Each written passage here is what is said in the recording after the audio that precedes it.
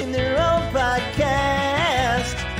Sit back, relax, Still Spinning is here. Still spinning. Still spinning. Still spinning. Still spinning. Hello, everyone, and welcome to the Still Spinning podcast. I am Dan. She's Nicole. I don't know what you did today, but Nicole, took out a small business loan to fill up my car. Oh no, I'm putting it off. I'm very concerned about how bad it's going to be here. It's $4.39 a gallon is the national average, but it's actually more than that here in the Midwest because we also, I don't know how many people know this here in the Midwest, but we actually had one of our regional refineries go down for a few days.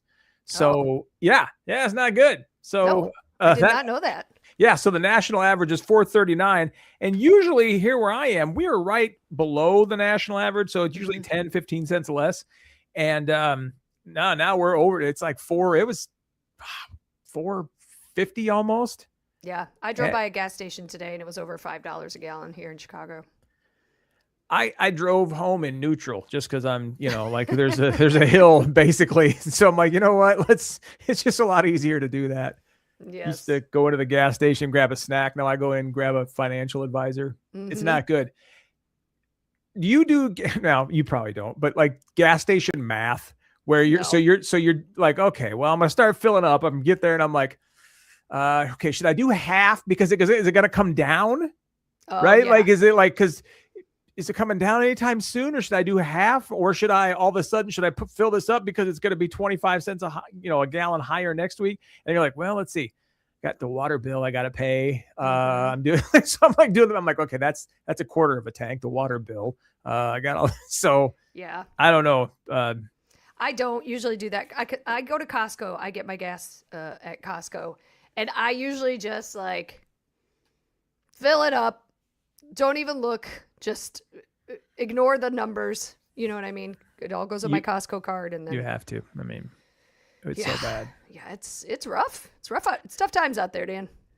Indeed. All right. Well, we got a lot of stuff to get to tonight here on the podcast. I'm going to throw it over to Nicole to start in a topic that I've been dreading since I heard about it 20 minutes ago. Why are you dreading this topic? So I knew that there were a lot of deep fakes out in the world, obviously, of from AI, particularly as it pertains to people being naked, but I didn't realize there were actual apps that did this. And Minnesota has passed the nation's first ban on what they call nudification apps. These are one of the major ways non-consensual AI deepfakes can be made without any technical expertise, including by children. This was a big problem, obviously. You don't want kids having access to that. But the bill was the first attempt in the country to ban the websites or apps that promote digital undressing, where photographs of fully clothed people can be uploaded and manipulated with generative AI to appear nude. I guess I, on some level, knew that it existed because how else are they making these deepfakes? But I kind of thought they were probably just like photoshopping and doing, like some actual work to make it happen. But no, you just pop it in to your nudification, and it just makes everybody naked. I mean, I don't know a lot of people that I want to see naked. Right. Quite frankly, maybe like 5. I think it's because, obviously it's a big problem. There's a lot of revenge. Yeah, right. People doing this for revenge, or celebrities are very often targeted and made this. I don't know what's real anymore. No. Like legitimately 90% of what I look at, I'm like, I question everything. I have no idea. News stories. Yep. Like the top 3 songs right now on the top 40 charts are all AI generated. Really? Yeah. Great. Yeah. I mean, like literally it's some dude sitting at a computer going, all right, write a song about this. They take the lyrics. Oh, here's a beat.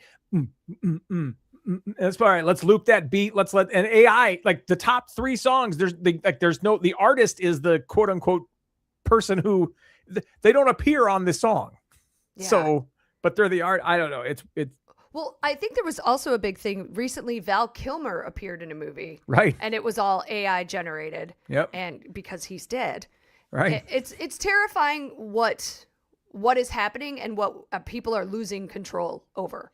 The idea that someone can do this and then just like publish these photos. Like, how do you know? How do you know what's real and what's not anymore? I'll just let everybody know right now. There are no naked photos of me. Me neither. If you see one, it's not real. Yeah. Well, actually, I can't really say that for Dan. I mean, I'd like to think that. What? That you think I've got ones out there, or you think you have ones out there? Nah, I don't know. Maybe I do. I don't know. Jeez. I don't have. What the hell would want it? Why would anybody want and or save a naked picture of me? I don't. Your wife might. Why? She loves you. She doesn't need to see me naked. She could just roll over and do and then quite frankly, it's not that attractive when because it's usually like 4 a.m. or something when and I'm like, there's not mouth open, leg sprawled all over. Right. Yeah. Yep. There's nothing at all attractive about that. Yeah. What worries me most about this whole story though is that we are really just like I worry that young people are losing the ability to imagine anything. And mm-hmm. I'm half joking about this, but half not. But like when I was a Ute, I'd see a picture of Cindy Crawford and I go, oh, I wonder what she looks like naked. And I had to think about it. I had to build the picture up in my head. Now you don't have to do that anymore. So on many levels, this is true, not just the naked Cindy Crawford, but like you know what I mean? Like there's so much that they don't have to think about anymore. Yeah. And that's not good. Don't. 2 things before this. I just want to point out that your wife does indeed have her hand up in the comments, just pointing that out. I think this is an interesting point. 1976, I could get a copy of my brother's Playboy magazine. 2026, I could get a picture of whoever you want naked. 100% true. You used to have to, there were very, very few avenues where you could see nudity, at least when we were growing up, right? This was before the internet. So it really was just porn magazines. Yep. Now, everybody's making it. It's on the internet. There's probably 17,000 TikTok channels that are just good. This is just not good for the country. It's not good for youth. It's not good for the brains of, and it's just, no. And I think you are 100% correct on kids these days and losing their imagination or just having thoughts. I was the host for our Comedy Sports show this weekend, and we had a group of middle school kids in the back. And I swear, the first 3 times I went to them and just asked them a question like, what's something you're scared of? And they just stared at me. And one kid I went up to, I'm like, hi, you're on your phone. And then they go and they take their earbud out too. I'm like, oh, and you have earphones in. Apologies for the interruption here. I'm sorry. But they're constantly, even in a space where they are literally watching a live performance, they cannot put their phones down. They can't. Also, one kid, I asked what food they hated, and they said those crunchy things in a salad. Croutons? Cool. And these were not elementary school kids. These were not little children. These were 8th graders. Croutons. Yeah, it's everybody. Although I will guarantee that I've probably been to the restaurant and they're like, "What do you want?" I'm like, "Can you put those on the salad? Those I've absolutely had brain farts. Croutons." But I feel like this wasn't it wasn't that she didn't couldn't remember the word or was like it was that's literally how she described them without hesitation. Those crunchy things in salad. Cool. Yep. Okay. I'm very concerned for our youth. Yeah. For the Utes. All right. Up next, here's something I'm very concerned about. Okay. Extremely concerned about. McDonald's is phasing out their self-serve soda machines nationwide. I saw this and thought of you actually when I saw the story. Ending. Of course. I mean, did you ever make the suicide? Oh yeah. Yeah. Right. Yes. It's like everything. Mm-hmm. Yep. So terrible, by the way. So bad. Yeah, it was awful, but everybody did it at camp. That was the big thing to do. You got to go up to the soda machine and you're like, yeah. And it's one of everything. Yep. And Anyway, so they said this. I think we talked about it. This all started during COVID. It was 2023 when they said they were working to get them out of all of their restaurants by 2032, the self-service machines. But they're actually starting to implement the plan now, and the machines are being pulled from a lot of McDonald's now. Anyone that remodels, they're not remodeling with a soda machine out in the lobby of, or out in the lobby, out in this area where we're allowed to go. The restaurant area. Yeah. Do they think it's a cost-saving measure? Like, what's It is a cost-saving measure. Not so much because at least right now, refills they're not charging for refills. Mm-hmm. For now. Right. I don't buy that for a second that's not the next step in this. But anyway, they're not charging, but they just know people are more reticent to go up to especially with kids. They don't want to look you in the eye and ask you anything. So they are just assuming that fewer people will actually go up and ask for a refill. And I will tell you, I know that works because Chick-fil-A doesn't have soda machines out in the you have to go up and ask for a refill. And the number of times that we're walking out of that restaurant, and if there was a machine there, I would actually fill up. But because I have to go up to either there's a line there or something else is going on, I just don't. I was like, nah, I don't need it. And I don't need it because just had a giant one. But so I know it works. I know that saves them money. I would just think, from an employer standpoint, you want your employees to not have to worry about something like, people coming up and then they got to take their lids off, or now you're touching a glass that someone's been eating and putting their hands on. Like, that kind of grosses me out. You're putting that up against the same machine that everybody else is. Yeah. Although, do they even do that though now? Do they just put it under and go and it refills it now? Like, it doesn't even touch. I think it depends on what machines you have. I wonder what this is going to do, the bottom line for Coke, for their freestyle machines. I don't know if McDonald's has the freestyle machines. They don't. Okay. No. Burger King has the freestyle machines. I have a Burger King a half a block from my house. Yeah. I'd just be curious to know how Coke feels about it. They probably don't care. Well, no, they do. They're going to sell less Coke to McDonald's. McDonald's is going to order less Coke. So they'll care about it. McDonald's has the best Coke, Diet Coke. Yeah, I don't know about the regular Coke. They do. Mm-hmm. This is like, hammering in on one of the only reasons left that I would actually walk into a McDonald's, because right now I go through the drive-thru. It's the same thing as going through the drive-thru. You don't get refills when you go through the drive-thru. So right now, I would say 90% of the time I go through the drive-thru. But on the rare occasion that I do go in, I'm going to sit down, maybe hop on the computer or something. I do this a lot when I'm traveling. If I got to catch up on some quick emails while I'm traveling, I will just pull it. I'll go to McDonald's because I want the Diet Coke. Yep. I'll drink about half the Diet Coke, and then on my way out, fill it back up. Well, and apparently you're still going to be able to do that, but you have to ask. And I don't know. The only problem, have you tried to order at a McDonald's lately? Well, that's what I was going to say. It's interesting they're removing live people to take your order, but they want a live person to refill your soda.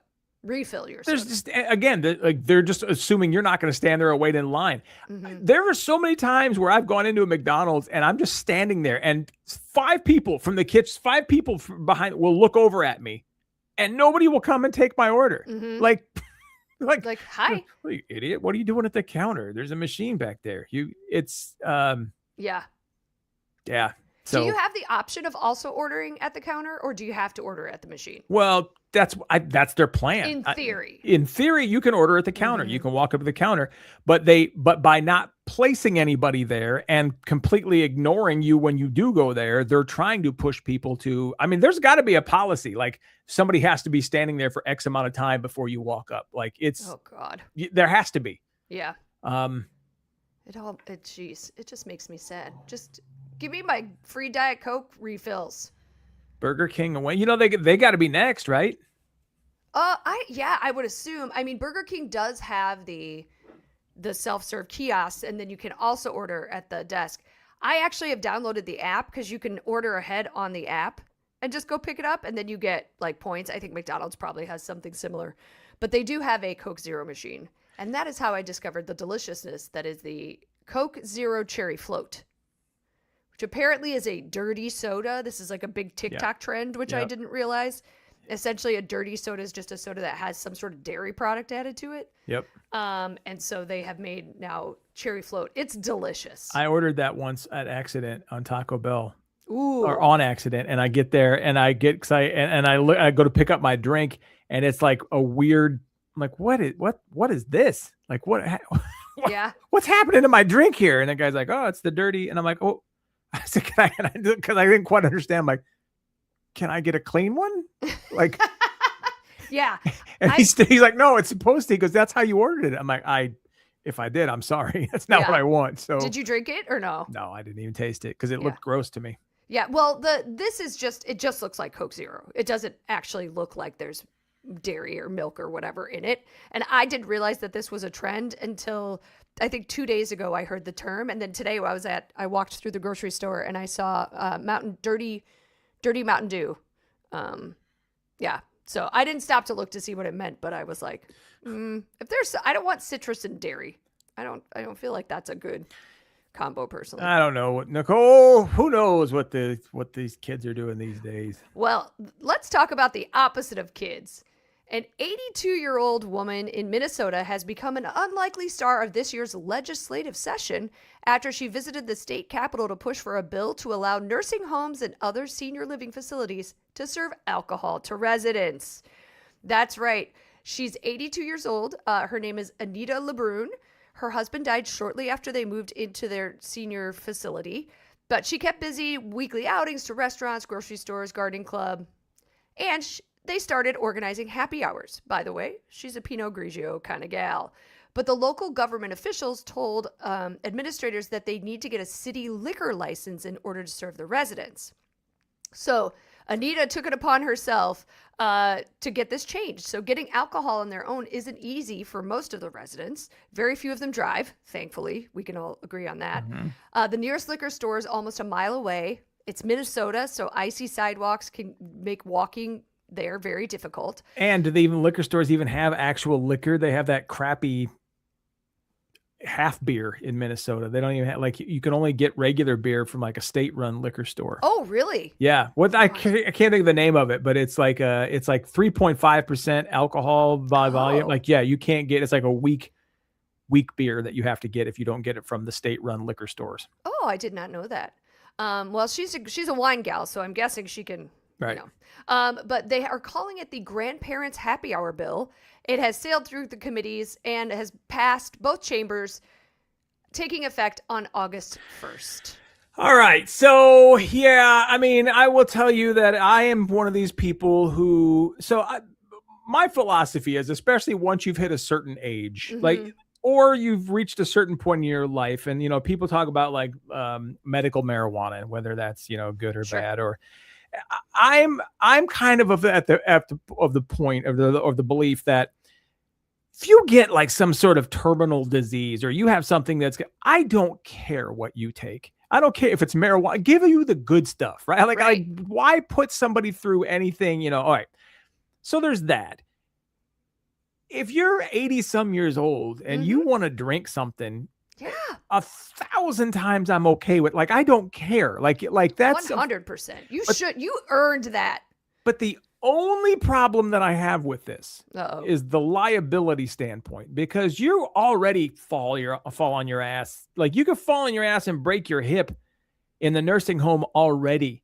And when you're not drunk, you've got balance issues, you've got other. So what happens when one of them starts drinking, and then somebody then holds the nursing home responsible and says, hey, either they weren't drinking and they fell and you have to fight and say, no, they were drinking, or they're just not stable. Can the nursing home say, no, we don't need to add that to the mix of crap that we have to deal with here, keeping people, from falling over, because there's a liability issue there. Well, sure. But I think they can drink there, right? Like, they can already do it. If somebody brings them a bottle of wine, they can drink that bottle of wine. So unless you're going to ban it across the board, I see what you're saying from a serving standpoint, but my guess is they would have to follow the same sort of restrictions that regular bars do, right? Like, you can refuse service to someone who's intoxicated. I think it's probably not going to be that much of an issue, because I don't know that seniors are like, going like tying one on. Yep. But maybe they are. Wisconsin. Hello. Well, I mean, Wisconsin's its own separate situation. This isn't even a rule in Wisconsin. Like this is the dumb. Like people in Wisconsin nursing homes are going, wait, what? They can't, what? Yeah. There would have been a revolt if you could not have liquor in a Wisconsin nursing home. But I say good for Anita, and I think a lot of people are going to be buying her a shot. You know what I'm saying? Well, again, that's a problem. I don't think it is. No, if a lot of people buy Anita a shot and Anita can't stand up, you fall. It's one thing. Anita falls. It's a whole nother thing. What about people who are already like chair bound or bed bound? They're not going to fall. They're fine. I guess for them, yeah, it's perfect. They're like, I've already got my ride. Although then is it a whole? I got the catheter. OWI? I got the right. The rascals. Electronic, Yep. It's like, look, I got the pee bag hooked up. I'm in a chair. Like if there's anybody who can get crap faced, it's me. Let's go. Yeah. Oh, that's funny. I love it. Yep. I love it. All right, Nicole, I mentioned this in the tease for the show today, and we'll get to it now because I know people have been dying to know what I'm talking about. Yeah. The term is called bear beating. B-A-R-E. B-E-A-T-I-N-G. Bear beating. Is this an all ages topic? Yes. Okay. It's now illegal, by the way. Like France, there are people in France that are getting tickets for this. Bear beating. Think about it. Would you have a guess as to what? Okay, well, take that first guess. Right, yes. That first guess is incorrect. Everybody's first guess is incorrect. All right. Bear beating. I really don't. I promise you hate it. You know what it is. God. You just don't know the term for it. Sure.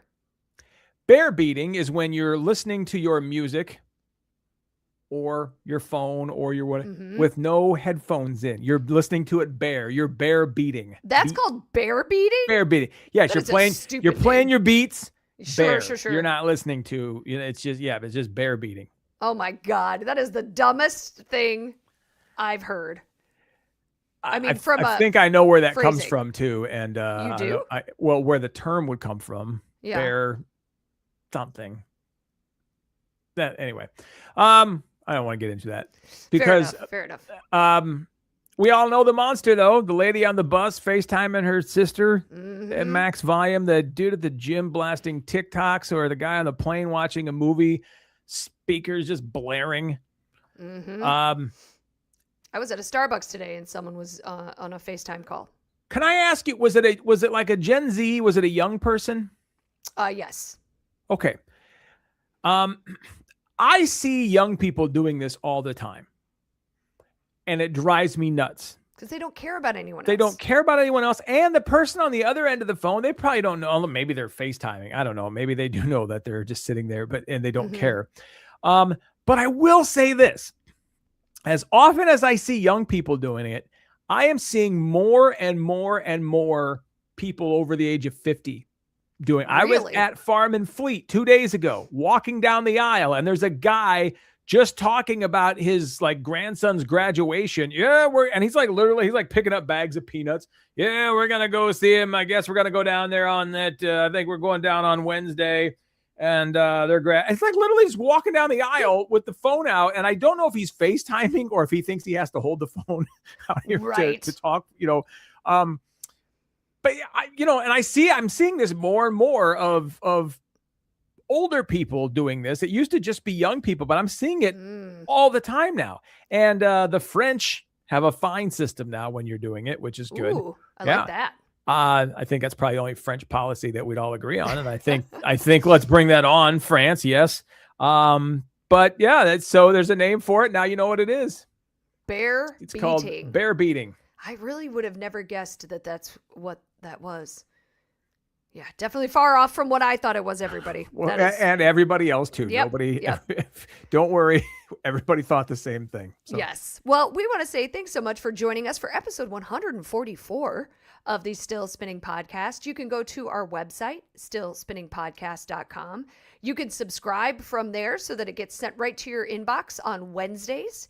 Or you can join us live on Monday nights, most Monday nights, on Facebook Live and YouTube and X and Instagram. 7 p.m. ish Central Time. Although I feel like we're pretty good. We're pretty good on starting on time. It's definitely not like the Nicole and Paul show. We start generally within a minute or so of 7 o'clock. So yeah, because we're tired and old, and it's Monday. That's exactly. We just want to get done. Like literally, everyone thinks, oh yeah. So is this where the night? I tell you what, I'm doing trivia this Saturday at a post prom event. Oh, Dan. Nicole, what time? I am terrified.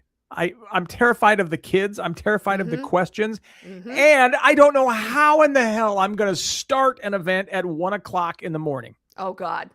You're going to take a nap, right? Yeah, of course I am. I have to. I have to take a nap. I probably have to take 2 naps that day. Oh, 100%. So is this early Saturday morning or early Sunday morning? So it's early Sunday morning, technically. Okay. So it's Saturday night. And then we start setting up at like 9 o'clock on Saturday night at the bowling alley. And we're taking the back room of the bowling alley, turning that over at 9, and then the thing starts at like 1 in the morning. I think what you'll have going for you is that anyone that's there knows it's trivia and wants to be there, right? Hopefully. Nobody told me. I don't know. Is it going to be one of these surprise things? I love when people do that. We haven't told anybody it's trivia. And you're like, oh, no. Yep. Oh, they don't know it's improv. Oh, good. I just had that. That's always successful. I just had that event last week. And then look, pardon me, but like I hurt. Hello, everybody. Look, I hurt my finger. Doing what? Oh, Nicole. We got time? Of course we got time. Why do I always say that we have time? I have no idea why you even said that. So I bought my new rack case that I have. Oh, right. Yes. I was going to push that after the show. Now, remember, I'm already just beyond tired. While I'm cleaning up, I've already jumped off the stage once and I really messed up my ankle. And so it's just me. This place does not have a service elevator. They have a handicap, a wheelchair elevator. Super slow. So it's taking me 45 minutes just to get all of my stuff upstairs, not unload and set up. It takes me 45 minutes to get everything upstairs. So after the event, I'm super tired. I've already hurt myself once jumping off the stage. I go to take my the road case and I go to push it and it's not moving. And I'm like, well, the things are all unlocked. What's going on? Well, they weren't all unlocked. One of the casters, the big wheels on the bottom, the one that has the locking, it broke and the wheel won't turn. The caster won't unlock. I'm sitting there. I flipped it up on its side. This has all my really expensive equipment in it. This box is probably worth $4,000. Yeah, I don't think you should tell people that. Too late. It's worth $400. It's not, I don't even bother stealing this box. Yeah. So I turned it on its side and I'm like, I'm so tired. I'm like, I can't. And so I'm trying to get the wheel on. I actually took out a hammer and I'm beating the wheel and it's just not, it's not moving. Jeez. I'm like, I don't know what I'm going to do because I have to now I got to drag this thing out. It weighs about 75 pounds. I'm like, I can't even pick this up right now. I'm so tired. So I'm like, so I take my hand and I'm like, I'm going to get this thing and I'm going to snap. And it snaps. And I caught my finger and I'm like, God, ow. And I'm wearing gloves. Thank God I'm wearing gloves. But so I flipped this thing and my finger hurts. I'm like, oh man, that hurt, blah, blah, blah. But it still didn't work. So I had to basically push this thing out on 3 wheels. So I had to lift the one side up and push it. Anyway, so I get down there and I load this thing up in the van and I look down at my wrist and I see a little blood, like liquid. I'm like, what is that? I thought at first it was grease. I'm like, is that grease? I'm like, nope. I'm like, oh, that's blood. And I take this glove off. Oh no. The OJ bloody glove had nothing. My hand this is like out of a horror movie. It is covered in blood, like both sides, like the blood got all around. And I'm like, I want to vomit just because it's my own blood. And I'm like, oh God. And so I go back. So I throw away the gloves, obviously, but I go back inside. Thankfully, it was just a bleeder. It was, it hurts. It still hurts right now. And there's a piece of the finger that's kind of, I don't know if it's coming off or not, but it's a tiny little bit. It's like, it's not, it wasn't anything like, mangled, like stitches. I need or anything like that. But because of where it cut, it was bloody all over the place. Oh my gosh. So I say that to tell you, getting too old to like pack and unpack my own equipment. You need And a now I gotta do it at 1 o'clock in the morning and then 3 o'clock in the morning when we're done. That's when it's really gonna be unpleasant. Is the teardown. Yep. So Oh, anybody who wants wait. to make some money and come for a ride, come up to Minnesota with me this weekend. It's in Minnesota? Yeah. Oh yeah, it's in Minnesota. Jeez, how do you get? That's a whole other thing. Hey, well, but I can't wait to hear about it. But it's not like when I booked it, I thought it was up like Bemidji and all that. I actually looked it up, and it's closer to Rochester, so it's not. So it's okay, like that's not 4 bad. hours away. So Yeah. not what I Rochester. was thinking. I lived in Winona for years. Oh, Winona, Minnesota. Oh yeah, don't you know? Oh yeah, Winona. That's where Winona Ryder got her name. Yeah, Winona, Minnesota. Oh yeah. All right, everybody. On that note, be careful out there, everybody, because your fingers are valuable and you need them. We will be back on Monday with another episode, 1:45, if you want to watch us live. Otherwise, we'll catch you next week, Wednesday. Have a great one, everybody. Still spinning.